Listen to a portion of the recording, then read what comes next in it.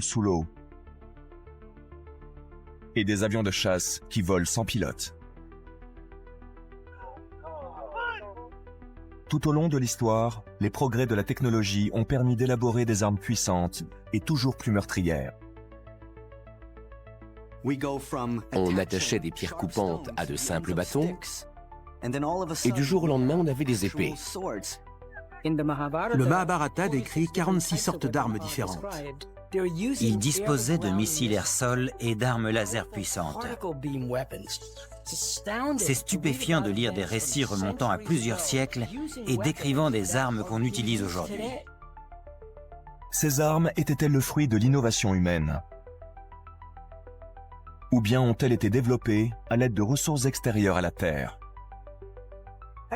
Des extraterrestres ont très bien pu donner ces armes aux hommes. Ils ont envie qu'on progresse et qu'à la fin, on soit comme eux. Des millions de gens du monde entier sont convaincus que les extraterrestres sont descendus sur Terre. Et si c'était vrai? Des extraterrestres ont-ils modelé notre histoire? Ont-ils joué un rôle dans la réalisation de quelques-unes des armes les plus redoutables de l'humanité?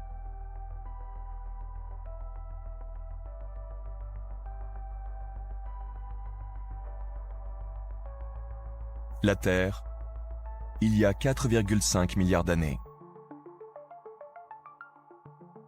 Du magma en fusion jaillit du sous-sol.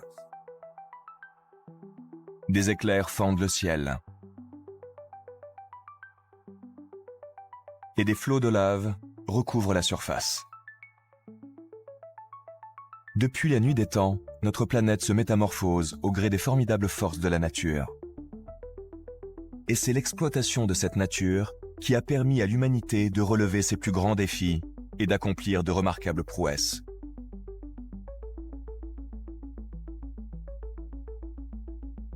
Le fait que les hommes parviennent à maîtriser le feu est sans doute le plus grand tournant de l'histoire.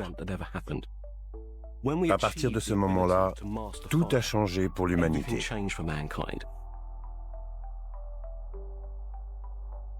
Mais comment nos ancêtres ont-ils appris à recréer et maîtriser l'élément naturel le plus indomptable, mais aussi le plus crucial? Cet événement s'inscrit-il simplement dans notre évolution intellectuelle, ou bien est-il possible que ce savoir ait une autre origine, extérieure à la Terre? Quand on pense au feu, on imagine nos ancêtres en train de frotter deux bouts de bois l'un contre l'autre. Mais chaque culture dit toujours que le feu est un cadeau des dieux. Dans les traditions amérindiennes, le feu est très souvent volé à un monde au-dessus de nous. Dans les légendes maoris, le feu est dérobé aux dieux. Et dans la mythologie grecque, c'est Prométhée qui vole le feu aux dieux.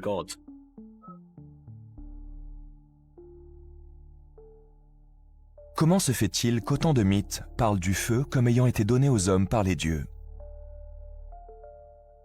Selon les défenseurs de la théorie des anciens astronautes, cette étrange similitude est la preuve que les dieux, ou peut-être les extraterrestres, existent vraiment. Mais aussi que l'humanité a utilisé le feu pour créer des armes toujours plus redoutables et élaborées. Si on considère que les anciens astronautes ont eu un réel impact sur l'humanité, où se situe cet impact? Personnellement, je dirais dans le travail des métaux. Et dispose-t-on d'éléments tangibles attestant de progrès spectaculaires de l'humanité dans le travail des métaux? Oui, absolument.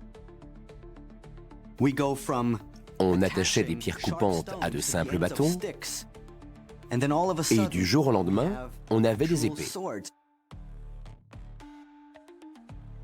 Selon les archéologues, les hommes ont commencé à élaborer des armes en métal à l'âge du bronze, qui a débuté vers 3300 avant Jésus-Christ au Proche-Orient. La plupart des épées étaient soit en cuivre, soit en fer. Quand on y réfléchit, on a d'abord travaillé le bronze et le nickel, car ils étaient assez malléables. On n'a pas du tout travaillé le fer, car c'était un matériau beaucoup plus dur. Il fallait une chaleur très élevée pour pouvoir le travailler. C'était beaucoup plus difficile. Ils se battaient et se frappaient avec ces épées. Ils voulaient des épées solides, ce qui veut dire qu'elles n'étaient pas nécessairement très affûtées. Quand ils combattaient, quand ils coupaient la tête et les bras de leurs ennemis, ils le faisaient avec du métal émoussé.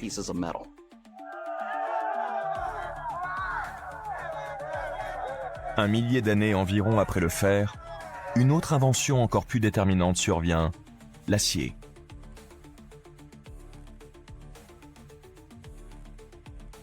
On ne sait pas exactement quand les hommes ont commencé à faire de l'acier. Certains disent que ça remonte seulement 1000 ans avant Jésus-Christ. Fabriquer une épée en acier n'était pas une mince affaire à l'époque. Il fallait avoir du fer de haute qualité et la plupart du temps, ils ne pouvaient pas extraire ce type de fer de la terre. Mais ils disposaient de météorites, qui sont en fer pur et qui permettaient de fabriquer les meilleures épées en acier. Elles étaient considérées comme des épées magiques. Leur existence était généralement tenue secrète. Chaque village possédait une ou deux épées en acier. Certains récits parlent de grands guerriers qui n'avaient qu'une seule idée en tête, trouver les épées en acier qui avaient été fabriquées et les prendre pour leur armée. Les peuples qui savaient travailler l'acier devenaient généralement les maîtres du monde.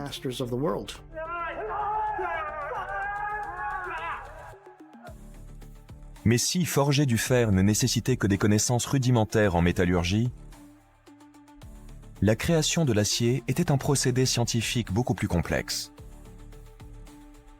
Alors comment un tel progrès a-t-il été possible ?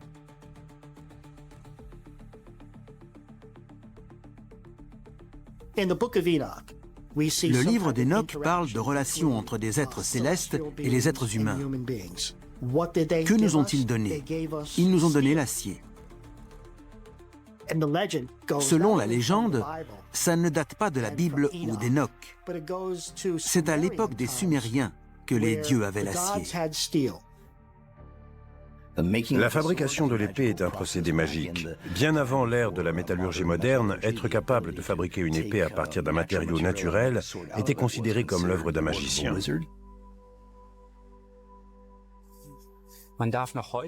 Il ne devait pas regarder le forgeron du village dans les yeux, car il le croyait capable de les tuer d'un regard. Le forgeron n'avait pas le droit de vivre dans le village à cause de ses pouvoirs magiques. L'idée selon laquelle le travail des métaux était un procédé obscur et magique était tellement répandue que dans la mythologie grecque, même Zeus regardait son fils Héphaïstos, le dieu des forges, avec suspicion. Héphaïstos forgeait des armures pour les dieux. Mais le véritable miracle qu'il a réalisé est le bouclier d'Achille, sur lequel l'univers était représenté. Ce bouclier est fascinant parce qu'il n'est pas statique. Il est vivant. Ce n'est pas quelque chose qu'un être humain peut fabriquer. C'est un objet terrifiant capable de tuer simplement à cause de sa beauté métaphysique. Héphaïstos avait la faculté d'insuffler au métal une forme de vie. Zeus se méfiait donc beaucoup de lui, et il a essayé de se débarrasser de lui. Il a précipité Héphaïstos dans le vide. Sa chute a duré un moment, et il a fini par atterrir sur l'île de Lemnos. Il y a une petite ville sur l'île de Lemnos qui a été appelée Héphaïstia, en hommage à Héphaïstos. Il y a 3000 ans, Héphaïstia était une des villes les plus importantes de Grèce. Et la légende dit qu'Héphaïstos a vécu quelque temps parmi les habitants de Lemnos.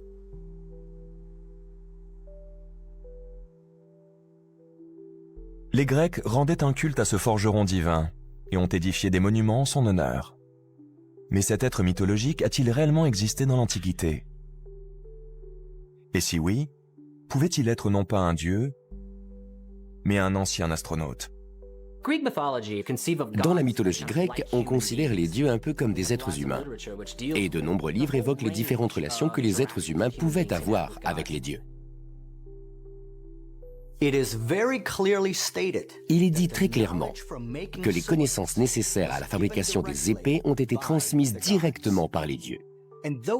Et ces dieux n'étaient pas le fruit de l'imagination de nos ancêtres. Ils existaient physiquement.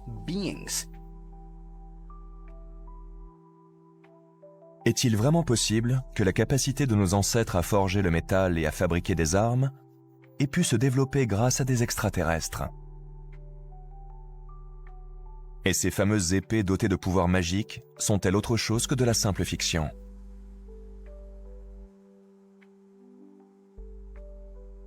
Les partisans de la théorie des anciens astronautes pensent que la réponse se trouve peut-être au Japon.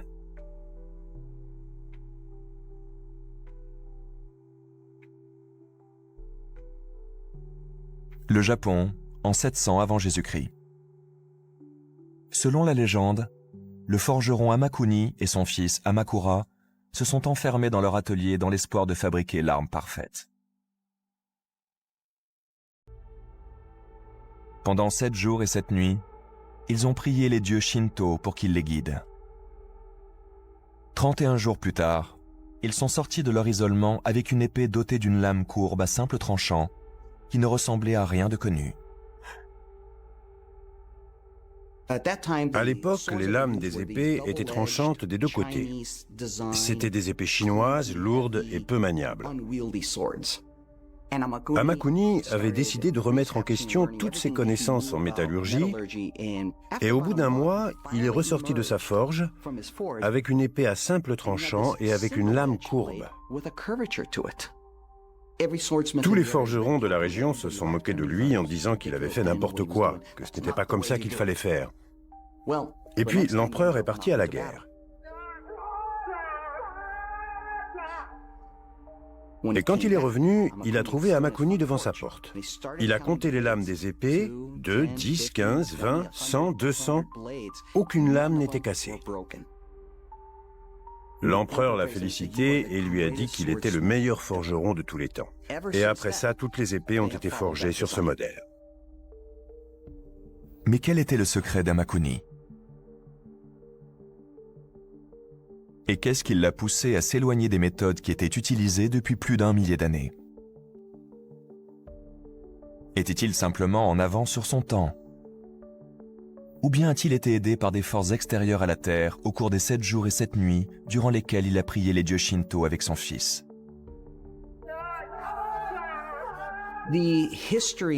L'histoire de l'épée japonaise est longue et mouvementée. Elle remonte aux croyances mythologiques selon lesquelles Omikami, la déesse solaire, a donné une épée à son petit-fils en l'envoyant régner sur la terre.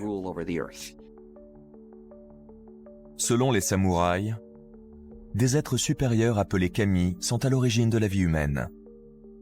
Mais pour que les humains éprouvent la nature divine des kami, ils devaient subir des rituels de purification qui se déroulaient quand une nouvelle épée était en train d'être forgée.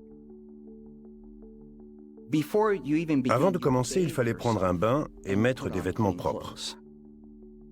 Pendant ce temps, des assistants priaient et sollicitaient l'aide des dieux.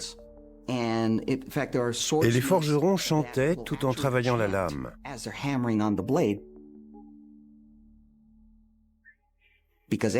Car chaque coup de marteau participait du chant.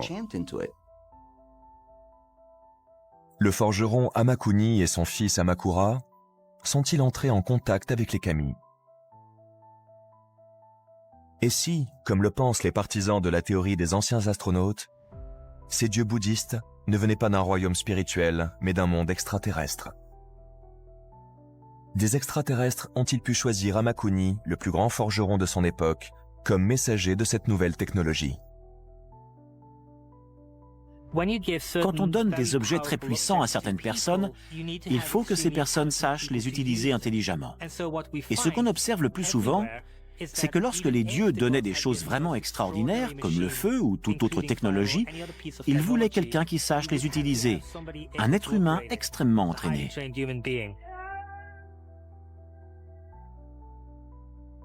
Un autre exemple du travail d'Hamakuni, la lame Kogarasumaru, l'épée la plus légendaire de l'histoire du Japon, est la propriété de la collection impériale japonaise.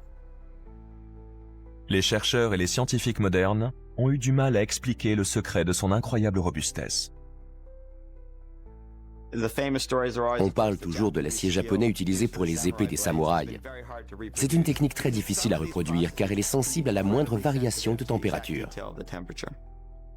Cette lame se caractérise par sa flexibilité. Les forgerons pouvaient la tordre autant qu'ils le voulaient. Son incroyable robustesse et sa résistance à l'oxydation, ce qui est indispensable pour qu'elle reste bien aiguisée. Si les forgerons modernes ont été incapables de fabriquer des lames d'une qualité équivalente à celle d'Hamakuni, cela signifie-t-il qu'il a été formé par des êtres plus avancés? Et ces épées anciennes présentaient-elles une technologie que nous n'avions pas encore découverte? Dans le bouddhisme Shingon, l'épée a une vie propre. Ce n'est pas le samouraï qui choisit sa lame, il s'agit au contraire de voir si le samouraï est digne de la lame. C'est la lame qui le choisit. Selon la philosophie du bouddhisme Shingon, c'est la lame qui choisit son propriétaire. Ceci est-il simplement un exemple de la tendance des premiers humains à attribuer une conscience spirituelle aux objets inanimés?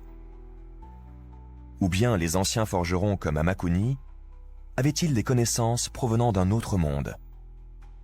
Des connaissances qui suggéraient que les épées, comme les autres armes, ne venaient pas de l'homme, mais d'une origine divine ou extraterrestre.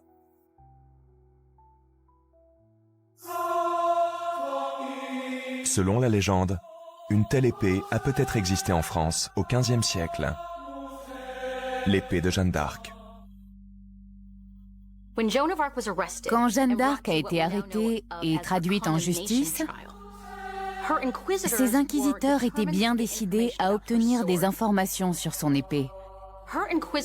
C'était même leur obsession, parce que l'épée de Jeanne d'Arc avait la réputation d'avoir des pouvoirs divins. Jeanne a déclaré que les voix célestes qu'elle entendait l'avaient menée à cette épée.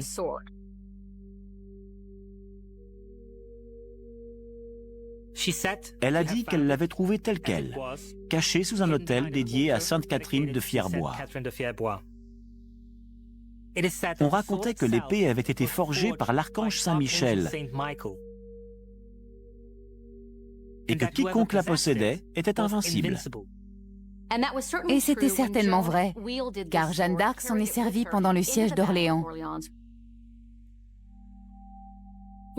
Une bataille décisive qui a permis au roi Charles VII d'accéder au trône de France.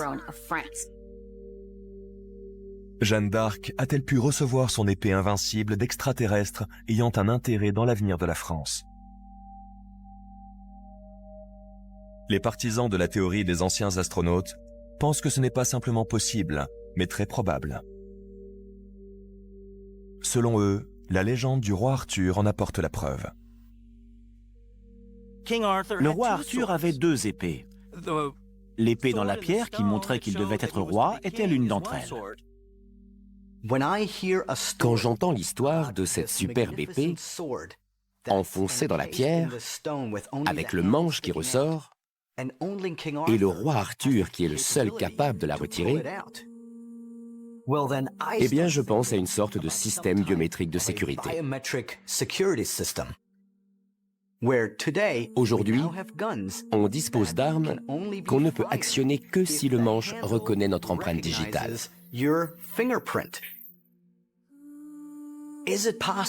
Est-il possible que l'épée dans la pierre ait été façonnée spécialement pour les empreintes du roi Arthur? Je pense que oui. Je sais que ça peut paraître fou, car ça veut dire que les découvertes qu'on fait aujourd'hui ne sont que des redécouvertes de ce qu'on faisait déjà il y a des milliers d'années. Selon la légende du roi Arthur, l'épée qu'il est censé avoir retirée de la pierre n'avait jamais été utilisée au combat. Cette arme était la fameuse épée Excalibur. L'épée Excalibur lui a été donnée par la Dame du Lac. Une main est sortie de l'eau et lui a tendu l'épée magique. Et selon les anciennes chroniques, cette épée brillait de l'éclat de 30 soleils et aveuglait ses ennemis.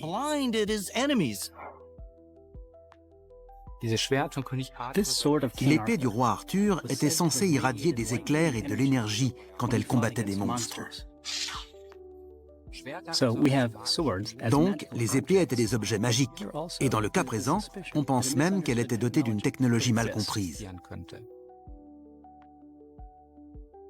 Même si les historiens discutent encore de la fiabilité de l'histoire du roi Arthur, en 1998, des archéologues ont découvert un morceau d'ardoise du VIe siècle où est inscrit son nom, et ce dans sa ville supposée de naissance, à Tintagel, en Angleterre.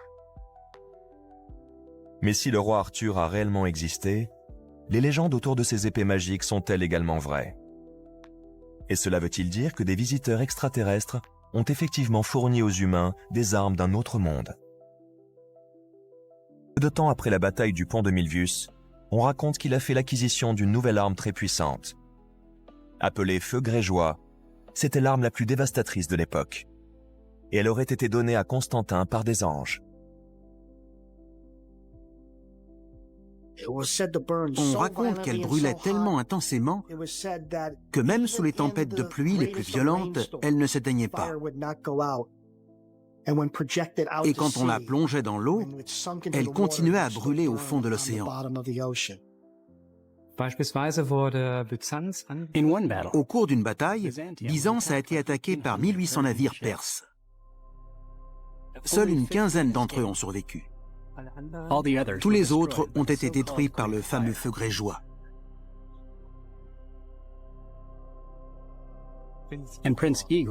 Et quand le prince Igor attaquera Byzance en 941 avec une flotte de 1000 navires,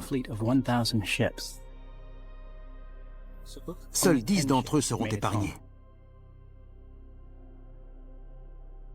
Mais ce qui est peut-être plus impressionnant encore que l'incroyable pouvoir du feu grégeois est le fait que les scientifiques aient été incapables de le reproduire, même 1600 ans plus tard. Des scientifiques ont essayé de comprendre la composition du feu grégeois, mais personne n'a trouvé d'explication satisfaisante. La plus logique est qu'il devait contenir du pétrole, car on sait que le pétrole continue à brûler quand il est en contact avec l'eau. Je pense qu'il devait y avoir du phosphore et du magnésium, car quand ils sont mélangés avec de l'eau, ils ont tendance à exploser. La composition du feu grégeois n'était même pas connue de la plupart de ceux qui utilisaient cette arme, car il fallait un grand nombre de personnes pour le faire fonctionner. Ce qui est intéressant à propos du feu grégeois, c'est qu'il ne marchait que lorsque toutes ces pièces étaient actionnées en même temps. Un individu différent faisait fonctionner chaque pièce. Donc, si l'un d'entre eux était capturé, il n'était plus en mesure de faire marcher le feu grégeois. Mais quelle était la nature de cette arme mystérieuse? Et surtout, d'où provenait-elle? Une histoire raconte que le feu grégeois a été remis à Constantin par un ange.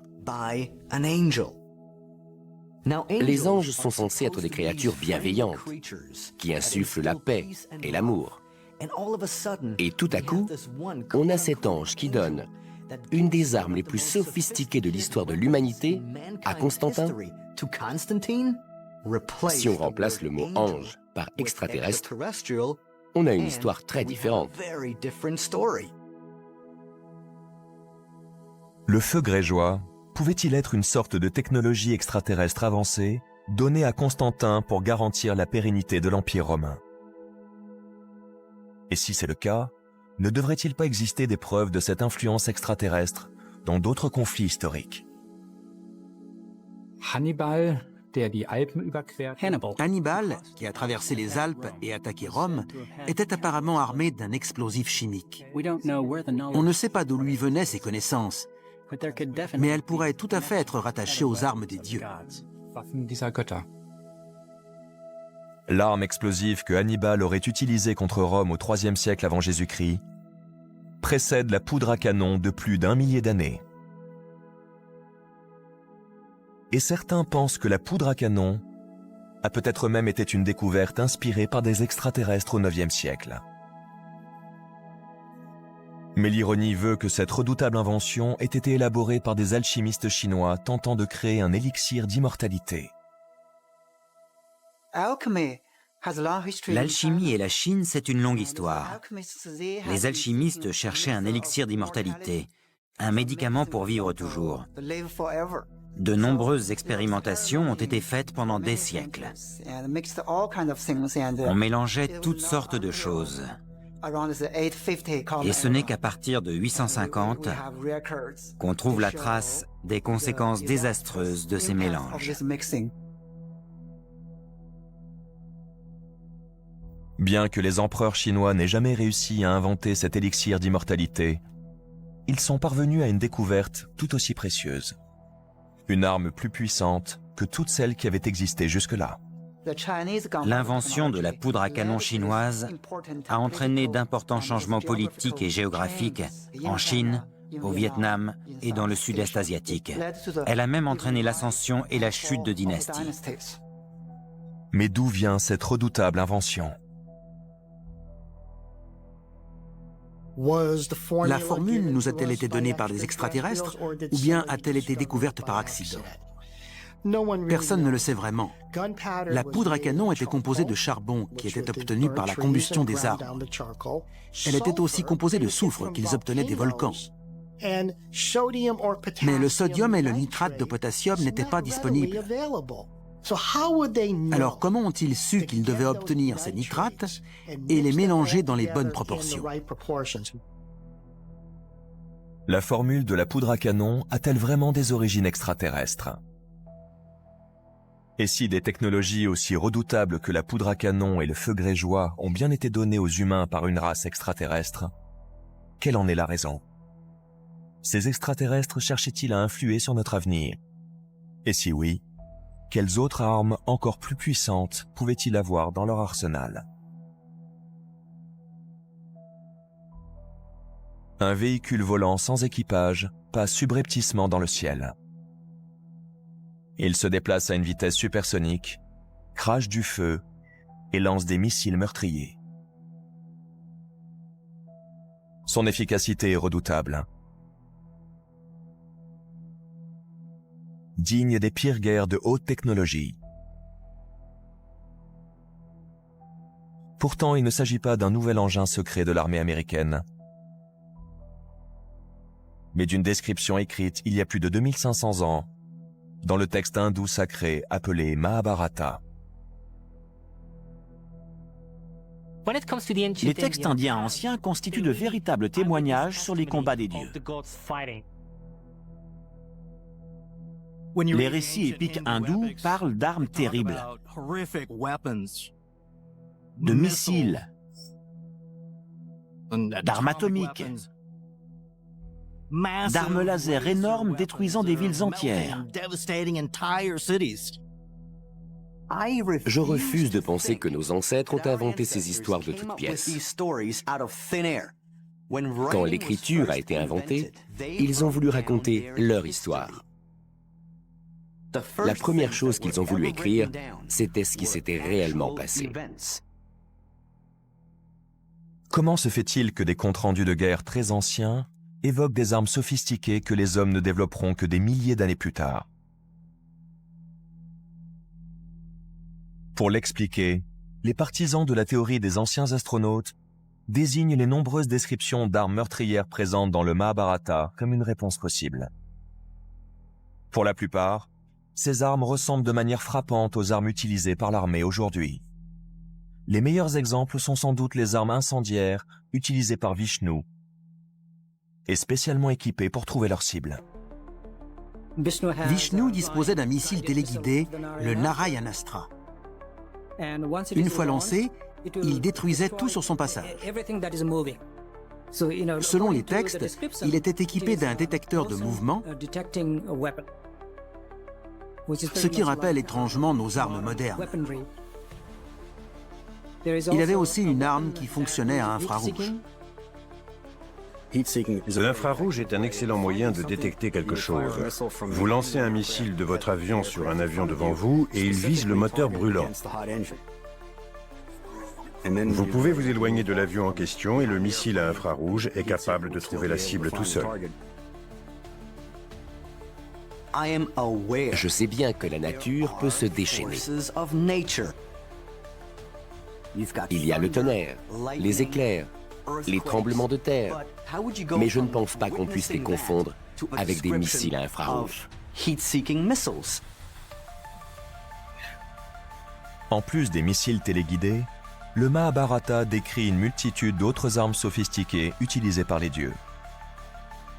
Le Mahabharata décrit 46 sortes d'armes différentes et chacune a une fonction spécifique. Le Pashupatastra est une arme qui se multiplie en 7 flèches différentes et qui peut donc toucher 7 cibles différentes en même temps. Le Salva permet de faire disparaître son propre véhicule. Il s'agit donc d'un objet volant furtif. Il peut aussi endormir l'ennemi. Donc, il s'agissait peut-être de gaz neurotoxiques. Ils parlent d'armes tellement sophistiquées qu'elles ne pouvaient être que d'origine extraterrestre. Mais de toutes les armes décrites dans le Mahabharata, la plus meurtrière est sans doute le Brahmastra, une arme dont les textes conseillaient de ne jamais se servir. Le Brahmastra est décrite comme l'arme suprême. Une fois lancée, elle pouvait tout brûler et donc incendier l'univers entier.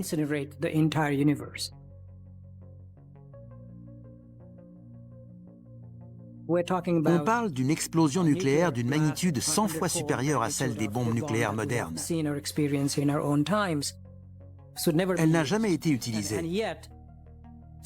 Mais quelqu'un voulait s'en servir. Et c'est le dilemme qui est décrit dans le Mahabharata. L'Inde dispose désormais de fusées nucléaires. L'une d'entre elles s'appelle Shakti, qui veut dire énergie divine. C'est aussi une autre arme sacrée. Les Indiens relisent aujourd'hui leurs textes anciens et les font revivre à travers la technologie moderne.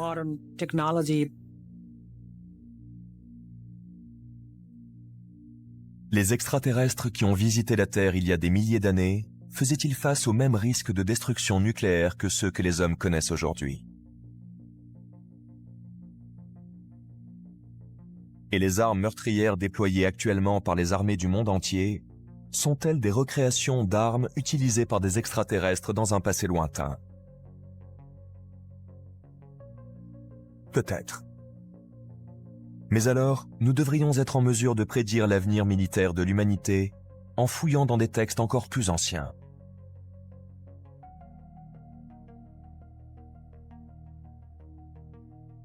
Le lac Tonlé Sap au Cambodge jouit d'un étonnant système d'écoulement qui change de direction 2 fois par an. Sa superficie peut grossir ou rétrécir de manière spectaculaire en fonction des saisons. Mais il est unique pour une autre raison. Il renfermerait l'épée mythique de Preah-Pisnokar. Le Cambodge a une formidable légende autour d'une épée et d'un certain Pisnokar, qui était un magicien et un grand forgeron. Dans la mythologie cambodgienne, Preah-Pisnokar est le fils d'un humain et d'une femme venue du ciel. L'histoire raconte qu'il a été amené dans le monde du ciel, où il a appris les savoir-faire des dieux. Certains pensent même qu'il est l'architecte du plus grand temple religieux du monde, Angkor Wat, situé juste au nord du lac Tonlé Sap. Mais en plus de ce magnifique bâtiment, Preah-Pisnokar aurait forgé une épée qui le rendait invincible au combat. Selon la légende cambodgienne, il aurait forgé une épée aussi fine qu'une plume.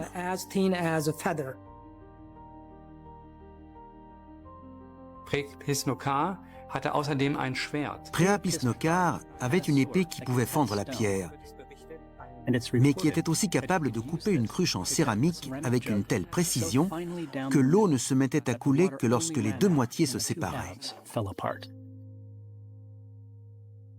D'après la légende, Preah-Pisnokar aurait jeté sa redoutable épée dans le lac Tonlé Sap une fois qu'elle était devenue trop faible pour être encore utilisée, un peu comme l'épée Excalibur qui a été rendue à la Dame du Lac dans l'histoire du roi Arthur. Mais comment une épée peut-elle devenir faible? Selon les partisans de la théorie des anciens astronautes, la lame avait perdu son pouvoir. Et cette lame n'était pas composée de métal, mais de lumière. Est-ce qu'une épée de feu, ça existe? Eh bien, si on pense à un sabre laser, la réponse est oui. Chaque fois qu'il le brandissait, il était plus aveuglant que le soleil. L'épée était très fine et très brillante. D'après sa description, ça pourrait être un sabre laser. Des lasers. Il faut imaginer un ensemble de vagues qui se déplacent en même temps.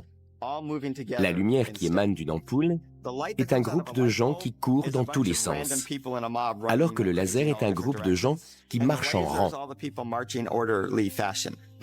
Tout est aligné et la lumière est donc beaucoup plus puissante et efficace. Preah Pisnokar a-t-il vraiment existé? Et si oui, son extraordinaire épée était-elle dotée d'une technologie laser? Est-il possible que les sabres laser, une arme issue de la science-fiction moderne, aient en fait existé dans un passé lointain? Il y a deux façons de concevoir un sabre laser. La première, c'est à partir d'un rayon laser. Mais c'est très dur à imaginer, car on ne voit pas comment le faisceau lumineux pourrait s'arrêter à l'extrémité de l'épée. Il faudrait trouver un moyen de le replier sur lui-même.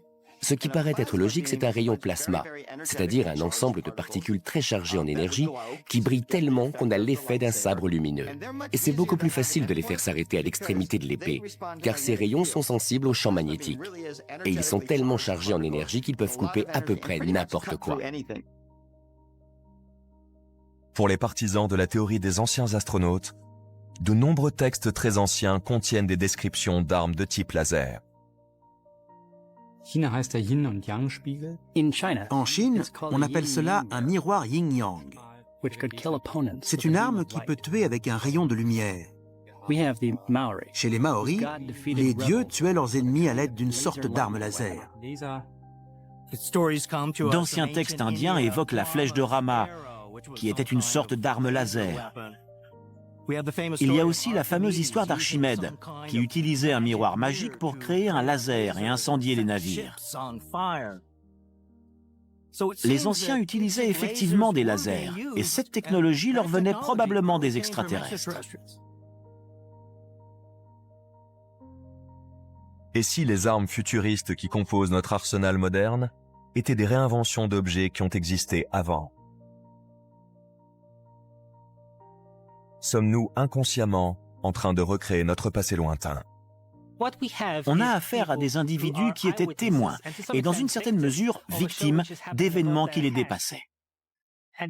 Ils ont essayé de donner des explications, mais ils n'étaient pas du tout en mesure de comprendre. Aujourd'hui, on pense qu'on invente toutes ces choses merveilleuses. Mais en fait, elles ont déjà existé. Des extraterrestres ont très bien pu donner ces armes aux hommes. Ils ont envie qu'on soit en mesure de se défendre, de progresser, et qu'à la fin, on soit comme eux. Des flèches de feu aux missiles à infrarouge. L'évolution de l'arsenal humain peut-elle vraiment être le fruit d'une intervention extraterrestre?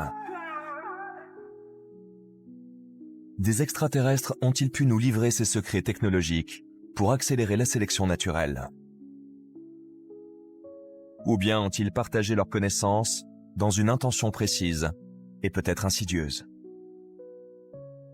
Certains disent que la réponse se trouve sous nos yeux ou dans d'autres textes anciens qui n'ont pas encore été mis au jour. Mais une chose est sûre, mieux vaut continuer à chercher et se tenir prêt avant leur retour.